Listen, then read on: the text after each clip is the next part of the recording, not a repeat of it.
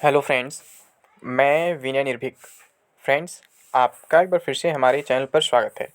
तो friends, UPSI latest news today. आप लोग लगातार कमेंट बॉक्स में बोल रहे थे कि मैं यूपीएसआई के बारे में कुछ अपडेट लाऊं, कुछ इंटरनल अपडेट लाऊं कि रिजल्ट कब तक आ सकता है, डीवीपीएसटी वगैरह कब तक हो सकता है, फिजिकल वगैरह कब तक हो सकता है, या फिर कट ऑफ कैसे, मतलब पूरी बात आप लोग बार बार जानना चाह रहे थे।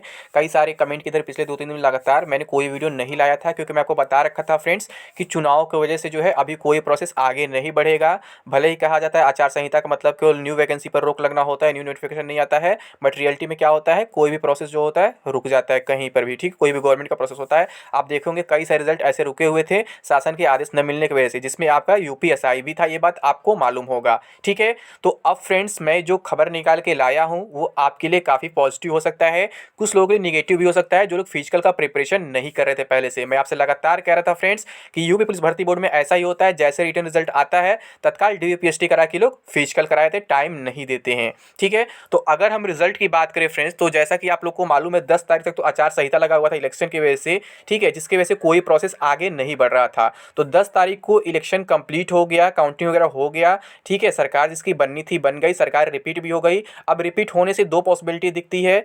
एक, क्या आपकी जो वैकेंसी की प्रोसेस है एकदम मतलब स्मूथली आगे बढ़ती जाएगी, या फिर जैसे पिछले 5 साल बर्बाद हुए कुछ डिपार्टमेंट्स में, ये लोग बर्बाद करने से फिर से बर्बाद कर सकते हैं, बट बर्बाद नहीं करेंगे इस बार, उम्मीद है, क्योंकि 2024 में भी आपका सेंट्रल में इलेक्शन है। तो लोग प्रयास करेंगे कि हर जगह अच्छा काम करें, ताकि मतलब कि पब्लिक फिर से विश्वास मतलब बनाए रखे हमारे ऊपर। और अगर गवर्नमेंट चेंज होती, थोड़ा सा इसमें लेट लतीफ़ी होता है, आप जानते हैं, फिर सरकार की गठन होता है, ये होता वो होता है। वैसे गठन भी अभी इस सरकार का भी होना है। ठीक है, भले कोई भी हो, ठीक है, भले रूलिंग पार्टी दोबारा आती है तो क्या होता है, पहले इस्तीफा देना पड़ता है, फिर दोबारा शपथ लेना पड़ता है। ठीक है, तो इस्तीफा हो चुका है, शपथ ग्रहण अभी नहीं हुआ है। शपथ ग्रहण आई थिंक 20 तारीख को होना है। ठीक है, अभी कंफर्म नहीं है वो, पहले 16 14 को बताया जा रहा था, फिर बोला जा रहा है 20 को होगा अब। ठीक है, तो अब जैसे क्या है, अब सब कुछ डिपेंड करता है कि शासन की अनुमति। तो अभी तक क्या था, चुनाव आयोग जो था अनुमति नहीं दे रहा था।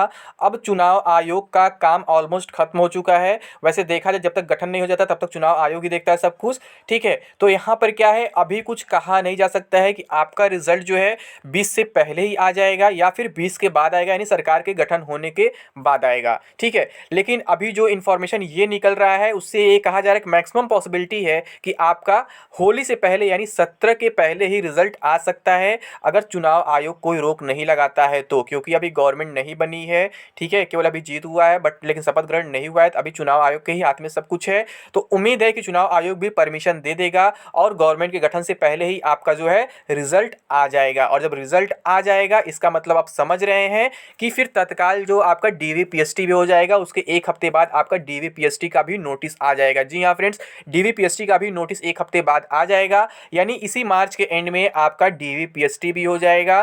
फिर उसके बाद आप समझ सकते हैं तत्काल आपका फिजिकल स्टार्ट हो जाएगा उसके कुछ दिन बाद। जिसके लिए मैं आपको लगातार अलर्ट कर रहा था कि फ्रेंड्स आप लोग रिजल्ट का वेट मत करो, क्योंकि यूपी पुलिस भर्ती बोर्ड में जितनी भर्ती हुई है मैं देखा हूं, चाहे कांस्टेबल का हो, चाहे एसआई का हो, चाहे वो जेल वार्डन, कोई भर्ती हुआ है, रिजल्ट आते ही लोग तत्काल फिजिकल कराते हैं, लोग टाइम नहीं देते हैं। ठीक है, तो अभी भी आपके पास मौका है, अभी आपके पास 20 से 25 दिन बचे हुए हैं। अगर आपने फिजिकल का जरा सा भी प्रिपरेशन नहीं किया है तो अभी भी आप लग जाओ, क्योंकि उम्मीद है आपका फिजिकल अप्रैल में हो सकता है। जी हाँ फ्रेंड्स, उम्मीद है आपका फिजिकल जो है अप्रैल में हो सकता है। अगर आपका रिजल्ट 17 मार्च तक आ जाता है तो फिर मान के चलिए आपका डीवीपीएसटी भी मार्च के एंड में हो जाएगा। जब डीवीपीएसटी मार्च के एंड में हो जाएगा तो 15 से 20 अप्रैल के आसपास जो है फिजिकल भी ये लोग करा लेंगे, क्योंकि इनके पास फिर टाइम नहीं बचेगा। और आप जानते हैं अभी ट्रेनिंग सेंटर वगैरह खाली है, तो लोग आसानी से करा लेंगे सब कुछ।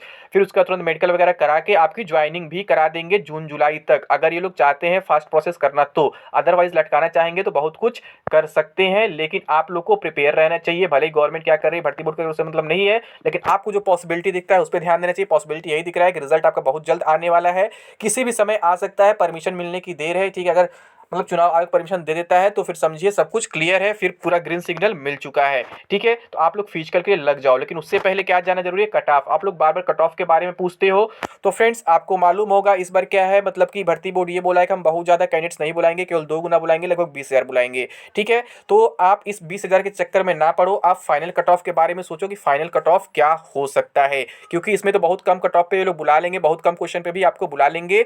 और यूट्यूब पर मैक्सिमम अफवाह फैली रही थी 100 क्वेश्चन वाले भी क्वालिफाई कर जाएंगे, 98 क्वेश्चन वाले भी क्वालिफाई कर जाएंगे।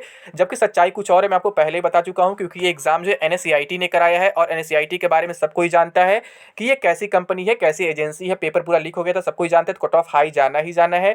और इससे पहले भी जो एग्जाम होता है यूपीएसआई का 2016 वाला, तो वो भी क्या हुआ था, लीक होने के बाद कैंसिल हो गया था। फिर 2017 में उसका री एग्जाम कराया गया था, तभी कट ऑफ काफी हाई गया था और बहुत से लोग बाहर हो गए थे। तो यहाँ भी कुछ ऐसा ही होने वाला है फ्रेंड्स। आपको मैं झूठा उम्मीद नहीं दिलाऊंगा कि अगर आपके 98 क्वेश्चन है तो आप मतलब क्वालिफाई 100 क्वेश्चन है तब क्वालिफाई में, ऐसा कुछ आपसे नहीं कहने वाला हूं। क्योंकि डीवी के लिए तो हो सकता है आपको बुला लीजिए इतने क्वेश्चन पर, बट फाइनल मेरिट कुछ ज़्यादा पे ही बनेगा, इसमें कोई डाउट नहीं है। ठीक है, तो डीवी के लिए जैसे क्या होता है, डीवी के लिए भी मुझे लगता है इतना कम नहीं बुलाएंगे, इतने कम पे, क्योंकि जब 20,000 ही केवल बुला रहे हैं, यानी केवल 2 गुना ही बुला रहे हैं, तो आप समझ सकते हैं 20,000 बुलाएंगे, 10,000 उसमें एडजस्ट हो जाएंगे, तो शायद कट ऑफ उसके बाद न बढ़ पाए। यानी पहले से ही कट ऑफ हाई रहेगा। अगर ये बहुत ज़्यादा बुलाते, 50,000 60,000 बुलाते, तो शायद डीवी के लिए भी बहुत कम कट ऑफ पे बुला लेते, 98 क्वेश्चन 100 क्वेश्चन बुलाते। बट यहाँ पे अगर 20,000 बुला रहे हैं, तो आप समझ सकते हैं पहले से ही वो हाई कट ऑफ क्लियर करते रहे हैं। यानी कि जरूरत पड़ेगा तो सेकंड डीवी, थर्ड डीवी करा सकते हैं। बट अभी क्या है, वो किसी को झूठा उम्मीद नहीं दिलाना चाहते हैं कि भैया तुम भी आओ फिजिकल के लिए और तुम्हारा भी सिलेक्शन हो सकता है। तो ये काम अच्छा है भर्ती बोर्ड का, वो किसी को झूठा उम्मीद, झूठा तसल्ली नहीं दिला रहे। ठीक है,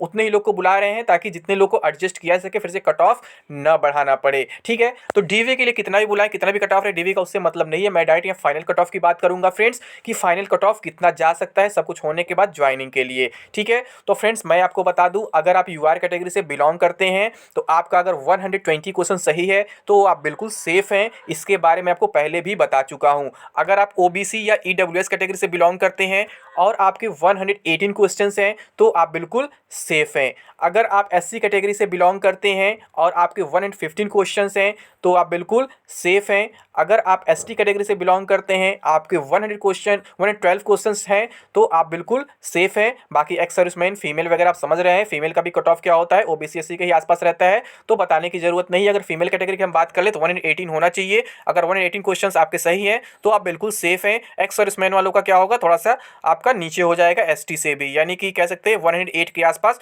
हो सकता है। ऐसे डीएफएफ का भी 110 के आसपास हो सकता है क्वेश्चन। अगर इतना क्वेश्चन आपका है तो आप बिल्कुल सेफ हैं। आपको फिजिकल के लिए अभी से लग जाना चाहिए, अपने डॉक्यूमेंट्स वगैरह तैयार कर लेने चाहिए डीवीपीएसटी के लिए, ताकि बाद में कोई प्रॉब्लम ना हो। क्योंकि क्या होता है ना, डॉक्यूमेंट के लिए दोबारा कभी कभी टाइम नहीं मिलता है, और नहीं मिलता तो आप लोग फिर उसके लिए कोर्ट जाते हैं, काफ़ी लंबा प्रोसेस हो जाता है। तो ऐसा नहीं करना चाहिए, आपको अभी से प्रिपेयर हो जाना चाहिए, क्योंकि इलेक्शन वगैरह खत्म हो चुका है, सब कुछ अब स्टार्ट होगा धीरे धीरे। तो आपका रिजल्ट भी आएगा, डीवीपीएसटी भी होगा, फिर उसके बाद फिजिकल भी होगा, और कट ऑफ भी जैसा कि मैं आपको बताया हूँ, पहले से बताते आ रहा हूँ, कट ऑफ भी इतना ही रहने वाला है। इससे बहुत ज़्यादा अंतर नहीं आएगा कट ऑफ में, क्योंकि आज तक मैंने जितना कट ऑफ बताया आप लोग देखें, सब कट ऑफ मेरा सही निकला है, तो ये भी सही ही निकलेगा, इसमें कोई डाउट नहीं है। ठीक है, तो आप लोग वेट करो कि मतलब कि रिजल्ट कब तक आता है। रिजल्ट आ जाएगा, उसके बाद आपका डीवीपीएसटी तत्काल हो जाएगा। वेट करने का मतलब ये नहीं कि आप फिजिकल का प्रिपरेशन ना करो, वेट करने का मतलब है आप फिजिकल करते रहो अपना साथ में, और ये भी देखते रहो, चेक करते रहो रिजल्ट कब आ रहा है, क्योंकि रिजल्ट जो है अब कभी भी जारी हो सकता है, किसी भी समय जारी हो सकता है। ठीक है, और फिर तत्काल डीवीपीएसटी में बता ही दिया, फिर फिजिकल के समय नहीं मिलेगा, तो मैं इससे अधिक कुछ नहीं कहूँगा। अगर आप अभी प्रिपरेशन नहीं करेंगे तो फिर आप इतना बड़ा अपॉर्चुनिटी छोड़ देंगे,